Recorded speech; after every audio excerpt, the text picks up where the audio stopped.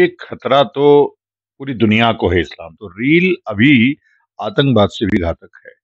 आज जो लड़कियां मुजरा कर रही हैं सोशल मीडिया पर अ, और सार्वजनिक स्थलों पर रील बनाने से रोक लगाई है। ये नारी नहीं है, ये सुपर्णखा है, राक्षसी है। जो हमारी संस्कृति को कलंकित करता है वह नारी या देवी नहीं हो सकता, वही राक्षसियां हैं। जिस तो ऐसी राक्षसियों का वध होना चाहिए। उनका अंबेडकर न संविधान निर्माता थे और न देशभक्त थे, ना वो स्वतंत्रता आंदोलनकारी थे। वो एक जातिवादी नेता थे। और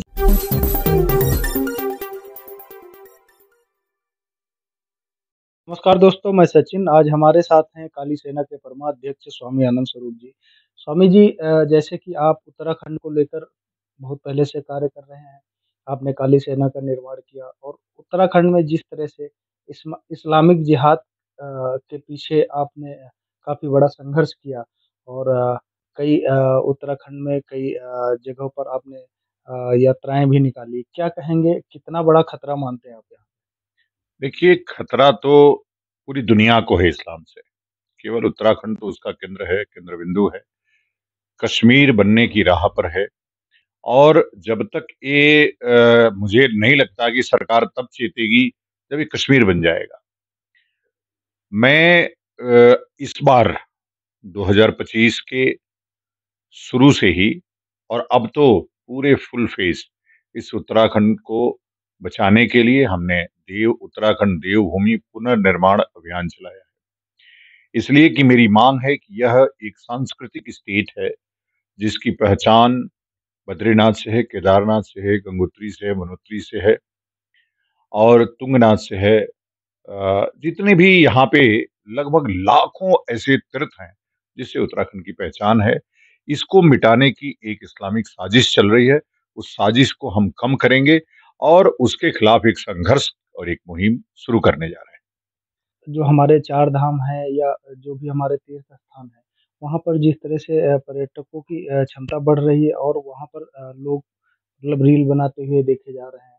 या यूँ कहा जाए कि धर्म की भावना, जो उनकी अध्यात्म की भावना होनी चाहिए, वो कम है और इसको एक तरह से पूरी तरह से पर्यटन के रूप में विकसित किया जा रहा है, जो हमारे तीर्थ स्थान है। उसको आप कितना सही मानते हैं यहाँ पर? देखिए क्या है कि एक तो जो दो प्रश्न आपने पूछ दिया। उत्तराखंड तीर्थ क्षेत्र है, देवभूमि है और हिमालय का प्रवेश द्वार है। हरि के लिए प्रवेश करने का द्वार हरिद्वार है। यहाँ पे कोई पर्यटक स्थल नहीं है। तीर्थों से पैसे आते हैं। सरकार इसको तीर्थ क्षेत्र घोषित करे। 1915 से हरिद्वार तीर्थ क्षेत्र है और ये तीर्थ क्षेत्र ही रहेगा। हम इसके लिए प्रयास कर रहे हैं कि अनेक जगहों को कैसे हम विकसित करें ताकि वो जो भीड़ है, जो एक जगह केदारनाथ में भीड़ हो रही है, बद्रीनाथ में भीड़ हो रही है, वो कम हो। तो हम तीर्थों का जब पूरा हिमालय को ही हम तीर्थ बना देंगे, जितने भी हमारे ऐसे पवित्र स्थल जो लाखों वर्षों से पूजनीय हैं, उनको भी हम पूजनीय और दर्शनीय बना देंगे। तो यह भीड़ जगह जगह टुकड़ों में कटेगी और जो हादसे हो रहे हैं वो हादसे नहीं होंगे और उन जगहों का की महत्ता भी और प्रसिद्धि भी बढ़ेगी। तो हम एक सुनियोजित तरीके से, योजनाबद्ध तरीके से एक पूरा प्रोजेक्ट डेवलप कर रहे हैं और सरकार को उसको सबमिट करेंगे, सरकार उस पे काम करेगी। दूसरा प्रश्न आपका रील को लेकर के था, तो रील अभी आतंकवाद से भी घातक है, हमारी संस्कृति के लिए। आज जो लड़कियां मुजरा कर रही हैं सोशल मीडिया पर और उससे पैसे कमा रही हैं, उसकी आपने देखा हमारे 2-2 3-3 संतों ने अच्छा बोला उस पे। और मैं तो चाहता हूं कि सरकार उस पे कदम उठाए। सरकार जब तक कदम नहीं उठाएगी और इन रेलबाजों पे कार्रवाई नहीं करेगी, तब तक यह फुहड़ता और यह नग्नता बंद नहीं होगी। और इसको केवल तीर्थ स्थलों से नहीं, तीर्थ स्थलों पर तो पूरी तरह से प्रतिबंधित किया जाए और सार्वजनिक स्थलों पर रील बनाने से रोक लगाई जाए।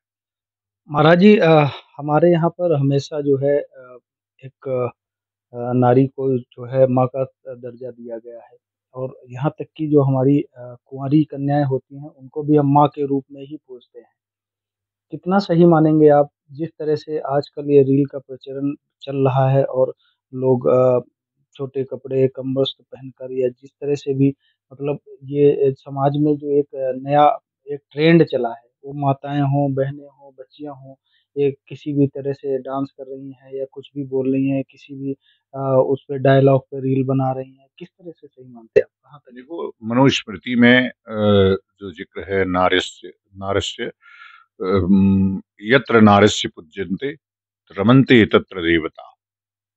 तो जहां नारी की पूजा होती है वहां देवता भ्रमण करते हैं। लेकिन नारी की, ये नारी नहीं है, ये सुपर्णखा है, राक्षसी है। जो हमारी संस्कृति को कलंकित करता है वह नारी या देवी नहीं हो सकता। वही राक्षसियां हैं जिसका कि वध समय समय पर हमारे देवताओं ने, हमारे भगवान ने किया है। उसी सुपर्णखा की नाक काटने का प्रयास किया, क्योंकि उसने व्यभिचार की कोशिश की। तो लक्ष्मण ने उसकी नाक काटी। उस पूतना जिसने की स्त्री सुंदर वेश बना करके उसने प्रभु को मारने की कोशिश की, उसका वध किया। तो ऐसी राक्षसियों का वध होना चाहिए, उनके ऊपर दंडात्मक कार्रवाई होनी चाहिए।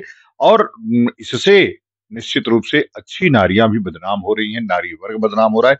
तो जो अच्छी नारियां हैं उनको इस पे आवाज बुलंद करना चाहिए, न कि संतों के ऊपर प्रश्न उठाना चाहिए।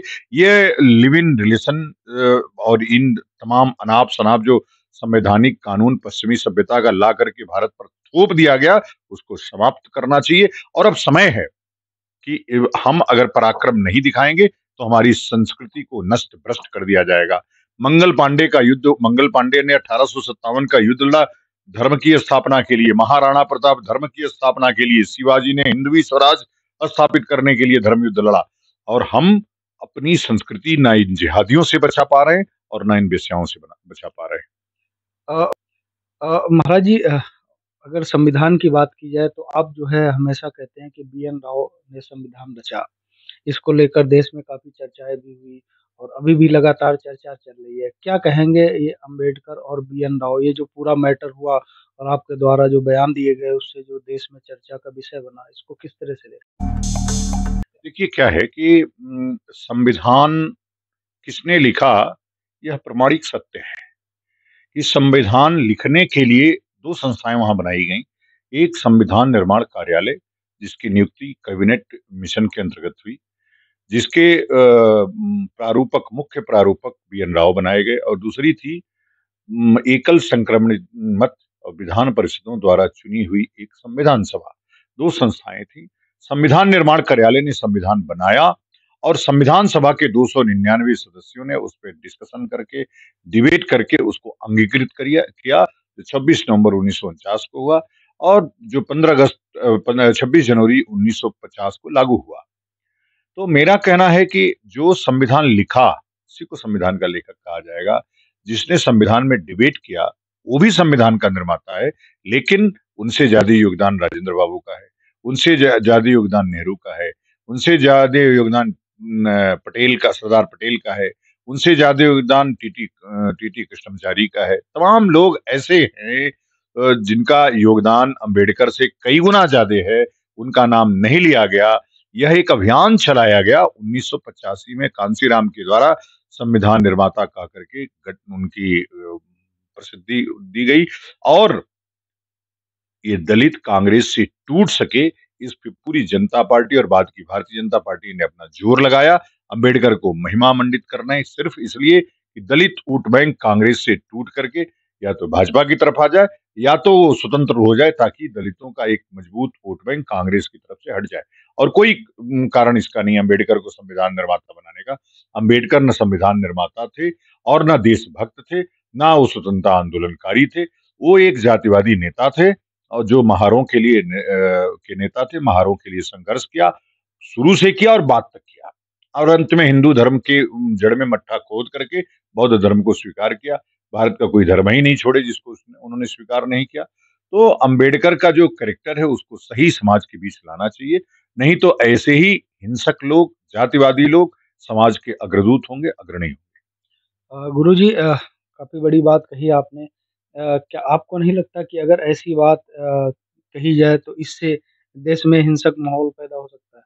देखो, सत्य बात कहने से हिंसक माहौल कैसे हो सकता है? इतिहास अगर गलत पढ़ाओगे, अकबर महान कैसे हो सकता है इस देश में, जो जिसने इस देश को इस्लामिक आग में झोंक दिया, जिसने दीन इलाही चढ़ा करके तमाम हिंदुओं को धर्मांतरित किया।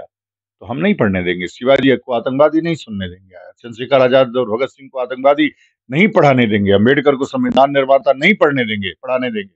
तो यह जो इतिहास के साथ छेड़छाड़ हुई, उसकी सत्य बात, मजबूती, तथ्यपरक और प्रमाणित तरीके से कहना कभी भी हिंसा को जन्म नहीं देता। और जो छुड़भैये नेता हैं, जो अम्बेडकर के नाम पे अपनी दुकान चला रहे हैं, निश्चित रूप से उनकी दुकान बंद होने का खतरा है, तो वो उछल कूद मचाएंगे, उनको मचाने दीजिए, वो मचा रहे हैं तभी से। अभी लेकिन लेकिन जो बड़ा हिस्सा है देश का, वो जानता है कि अम्बेडकर संविधान निर्माता नहीं थे। ये कई ग्रंथों से प्रमाणित हो चुका है। अभी गुरुजी देश में एक और चर्चा चल रही है, भगवा आतंकवाद।